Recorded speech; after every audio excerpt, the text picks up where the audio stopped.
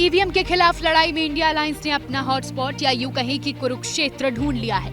नाम है सोलापुर का मारकरवाड़ी गांव। देखने में तो आम गांव की तरह है, लेकिन गांव में शरद पवार की एंट्री ने, उनकी एक पब्लिक मीटिंग ने मारकरवाड़ी को महाराष्ट्र समेत देश की सियासत के सेंटर पॉइंट पर लाकर खड़ा कर दिया है।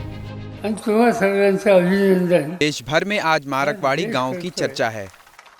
चुनाव के नतीजों पर गांव के लोगों को संदेह था। मुझे लगता है आपका शक सही है। अमेरिका, इंग्लैंड में भी ईवीएम से चुनाव नहीं होते। जिन चुनाव नतीजों की बात पवार कर रहे थे, उस पूरे एपिसोड को भी समझे।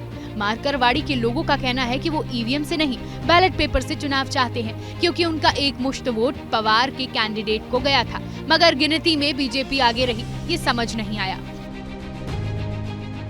मारकरवाड़ी गांव मालशिरस विधानसभा सीट में आता है। 20 नवंबर के वोट 23 नवंबर को गिने गए तो शरद पवार के कैंडिडेट उत्तम राव जानकर 13,000 वोटों से चुनाव जीत गए, लेकिन मारकरवाड़ी में पीछे रह गए। मारकरवाड़ी गांव के बूथ पर 2,476 वोट हैं। इनमें से 1905 लोगों ने वोट डाले। गिनती हुई तब इस बूथ पर बीजेपी को 1003 और एनसीपीएस को 843 वोट मिले। बस फिर क्या था, इंडिया अलायंस के लिए मारकरवाड़ी एक सैंपल बन गया और ईवीएम के मुद्दे को जान मिल गई। गांव में बकायदा ऐलान हुआ, एक बार फिर बैलेट वोटिंग कराएंगे। तैयारी भी हुई, लेकिन पुलिस ने रोक दिया। आज जब पवार पहुंचे तो उनके कैंडिडेट को भी जोश आ गया। कहा, ईवीएम के नाम पर सीट छोड़ रहा हूं।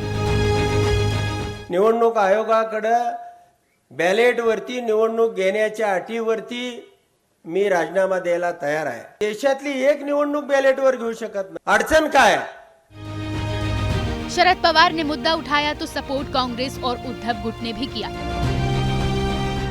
जनता की ये भूमिका है कि हमारा वोट अब बैलेट पे होना चाहिए, मशीन में नहीं होना चाहिए। ये जनता की भावना है।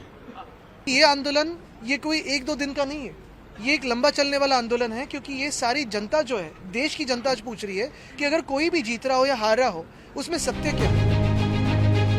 लेकिन महायुति के नेताओं का कहना है कि जनता ने मैंडेट दे दिया है, इसे स्वीकार कर लेना चाहिए। विपक्ष को ये जो महाराष्ट्र की जनता ने क्लियर मैंडेट दिया है, उसका स्वागत करना चाहिए। एक पॉजिटिव उनका अप्रोच होना चाहिए।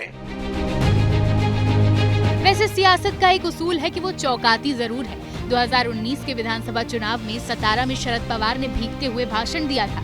तब एनसीपी को 54 सीट पर जीत मिली थी, लेकिन इस बार भतीजे के सामने पवार का करिश्मा नहीं दिखा। हो सकता है पवार साहिब के लिए सियासी जमीन पर ईवीएम वाला प्रहार काम आ जाए। For exclusive and insightful videos, subscribe to our new channel ABP Live Premium.